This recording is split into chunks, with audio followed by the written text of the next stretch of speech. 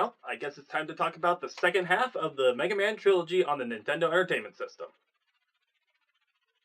We're still on the Nintendo Entertainment System? Time to talk about the second half of the Super Fighting Robots legacy on the Nintendo Entertainment System. And we start with Mega Man 4, which only now talks about Mega Man's backstory. I already talked about everything the game says, but I will give credit to the animation. It's so good looking. It's like a pixelated anime intro, and I love it. Though that's the most ambitious Mega Man 4 ever gets, because yeah, there's not a lot of changes compared to the original trilogy. You can slide, something I kind of skimmed over last time. You can shoot lemons, you can jump. You still have Rush for the Rush Coil, Rush Jet, which is a bit worse in my opinion. I wanted to cheese the final bosses again. Oh, and Rush Marine. Does anyone else just forget this exists? However, there's one big difference to Mega Man's moveset. The Mega Buster. Now you can charge your pea shooter to charge out a more powerful shot that can hurt multiple enemies. It's very useful and a great addition, yes, but it makes the weapons almost obsolete. But before we talk about that, let's talk about the Robot Masters first. I only know two of these guys at first. Ferroman because he's legitimately a cool looking Robot Master, and Toadman. We'll talk about Toadman. Enter the stage and, oh, thank you. Keep going, oh, thank you. Yeah, I got a lot of lives on my playthrough of this. I'll chuck it up to luck, which is good because some of these stage hazards can be a bit frustrating. Like the wind in Toadman stage and the crushers in Brightman stage. Oh, gall. Though I gotta be fair, the level design is loads better than Mega Man 3. It is simple at times, but each stage has a fun gimmick that makes it fun to run and gun through. Enemies, on the other hand, are tart. Half of the roster feels like they exist just to annoy the hell out of you. Like these beetle things and these tiny bird enemies at the beginning of Toadman stage. But they aren't much of a fight in the grand scheme of things, including the mini-bosses that can be obnoxious to find their patterns, but are easy to fight against when you know when to attack. Bosses are the exception to the rule. Toadman? Move and shoot, move and shoot, move and shoot, do that, you ain't losing. And hey, you get the only worthwhile weapon in the entire game. Yeah, I can't lie, these weapons are kinda shit. Weapons like the Ring Boomerang, Dust Crusher, and whatever Brightman's weapon is supposed to be, I just can't be bothered with. Skull Barrier is a lousy shield, the Feral Shot takes a while to activate to its max usefulness, and Dive Missile just goes ooh, ooh, ooh, ooh, ooh, and the Drill Bomb is rather situational, though it is my personal favorite weapon to use. I also didn't know you could detonate it early until I got to the second to final boss. The Rain Flush is easily the best since it is a screen nuke, but it only works on the smaller enemies, so again, rather situational. But even then, each of these weapons are just overshadowed by the Mega Buster. Even with the bosses, to be honest, not just with Toadman over here. Also, the boss weaknesses are pretty bad. No, seriously, try to take a guess on what these weaknesses are. Ringman, Feral Shot. Dive Man, Skull Barrier. Skullman, Dust Crusher. Why is the Bag of Bones weak to dust? You'd think Brightman would be weak to the Dust Crusher because when the light bulb gets covered in dust, it dims and becomes, I don't know, weaker?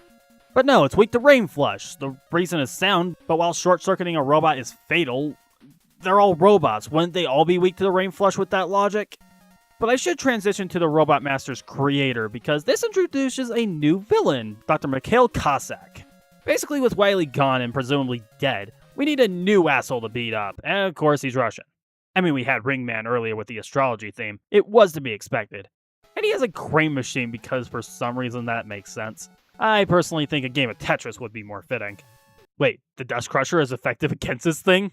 Okay, I'll admit, that's brilliant. But when we disappoint Cossack by not getting a prize outside of dead skin cells, Perman interrupts the fight and brings a girl who turns out to be Cossack's daughter who has been taken hostage by Dr. Wily. Well, that's a shocker. Also, does anyone find it disturbing that an old man is kidnapping a little girl just so that her father can actually fight this robot?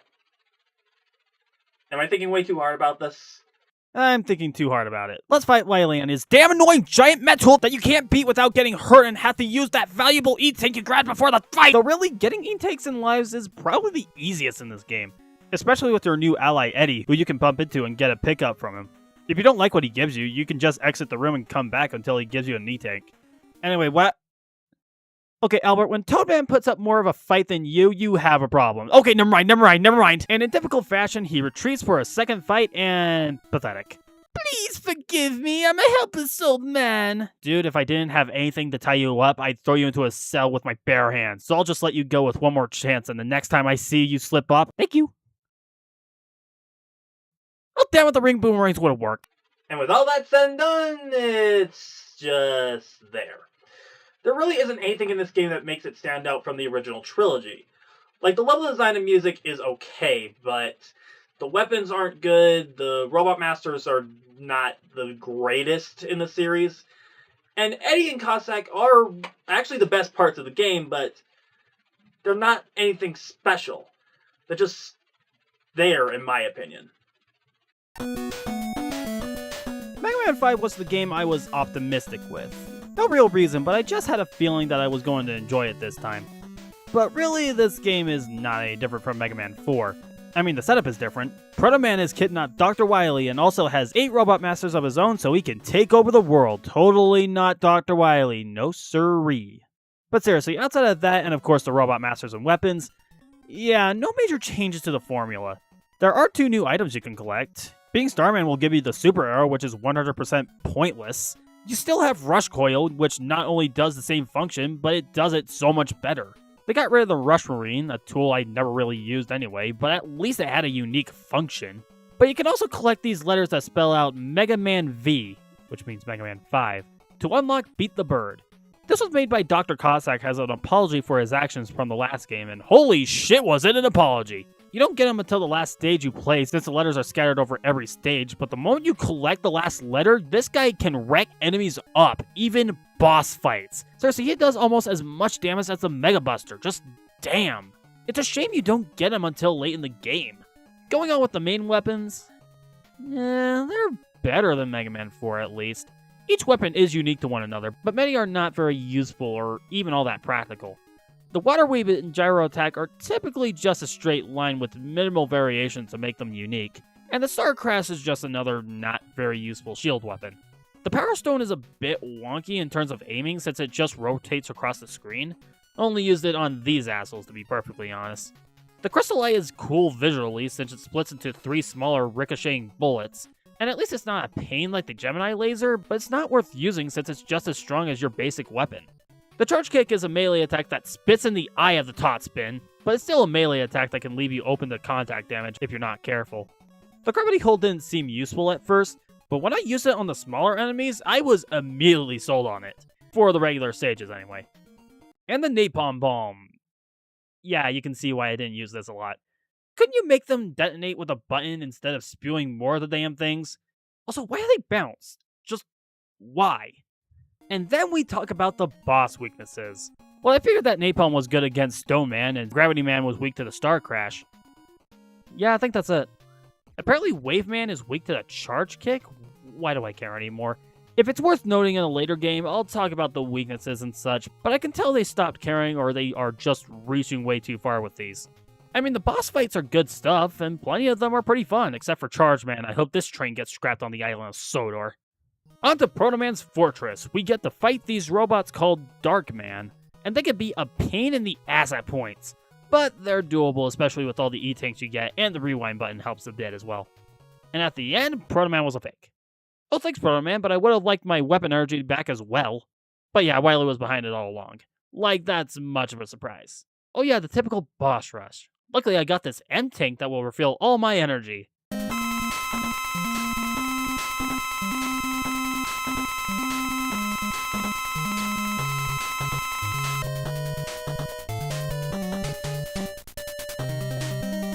But hey, the Robot Masters aren't too bad. Mostly. But Wily is piss easy. Okay, to be fair, the second phase is easy if you just keep moving, keep your distance, and aim when he's low enough. Beat him and he'll show you where Dr. Light is held captive and beg for mercy, like always. Oh, and also have the castle collapse above you, allowing Wily to escape. Oh, come on, I had the rope this time! But with that, Mega Man 5 was a good game. Not as good as Mega Man 2, mind you, but I had a good bit of fun in this one. Did Proto Man just pop out of existence right there? Will I go back to it anytime in the future? Probably not. The weapons are cool and all, but like Mega Man 4, it feels like it just exists. And there's not a lot compared to the other games in my opinion. And now we're on Mega Man 6, and I know a bit of this game actually. I know about the new Rush adapters, I know about the robot tournaments, and I know there was an Indian-inspired Robot Master. And a Robot Master that's obviously based on Park City, Utah. Canada? Yeah, close enough. I don't know what tribe Tomahawk Man is supposed to be either, but I'll say Navajo since the terrain looks very Utah, Arizona-esque. So the premise is actually a bit different this time. There's a new tournament where robot masters fight each other, kind of like Rocket Soccer Robots if I had to imagine what it would look like. When the final 8 challengers are decided, the founder of the tournament wants to take them and use them to take over the world. Wow, that's very convincing. Yeah, if for whatever reason Wily isn't the villain, he's obviously the villain.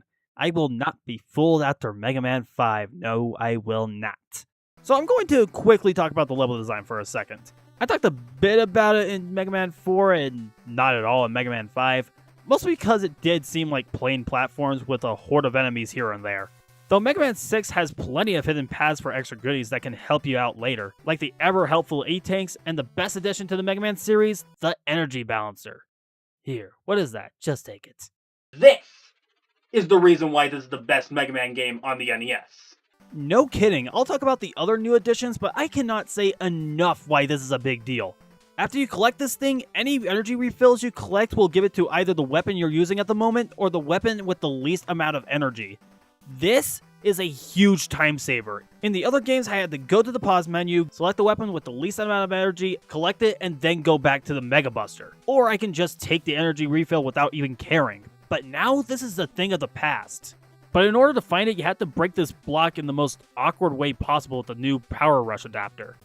Yeah, this is the first time they just removed Rush Coil and Rush Jet and replaced them with a brand new form of Rush adapters, the Power Adapter and Jet Adapter.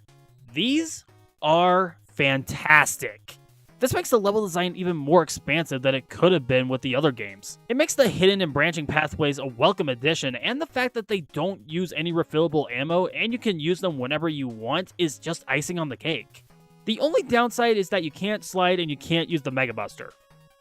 Yeah, okay. But we haven't talked about the Robot Masters, however. These are simply the most creative we've got up to this point. I love these designs. Tomahawk, Yamato, Centaur, and Flame Man are certainly my favorite designs in the series yet. They look so unique compared to the others. And Night Plant and Blizzard Man aren't too bad either when it comes to the designs, but do lead to the standard Robot Master design. And then you have Wind Man. Yeah, I forgot he was a thing. I'd say the same about his weapon if I didn't discover late in the game that it whooshed enemies upward. Seriously, these weapons rock. Yeah, I use some more than others, but each have their own practical uses. The Blizzard Attack and Silver's Tomahawk are great weapons for diagonal aiming, even if the Tomahawk takes time to get the aiming right. The Centaur Flash is a great screen nuke, and the Night Crusher has its limits, but with it being a boomerang weapon, I used it more than I expected.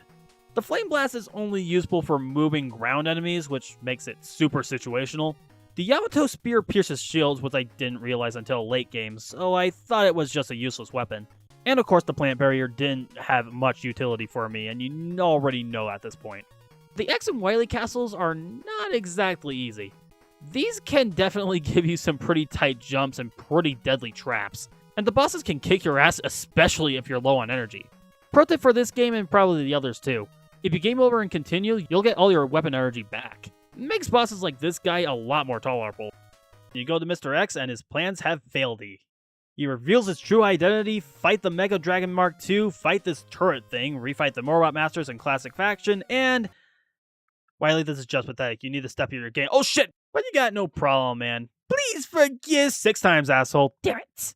Dr. Wily, triumphant at last. Mega Man arrested the notorious Dr. Wily and brought him to justice. Sentenced to prison for his crimes, Dr. Wily now rules over a prison cell. At long last, the world is at peace. Until the next game. But yeah, Mega Man 6 was a great time. Definitely my favorite of the series so far. Great weapons, explorable level design that takes advantage of the new rush adapters, the amazing energy balancer. This is just a fantastic game throughout.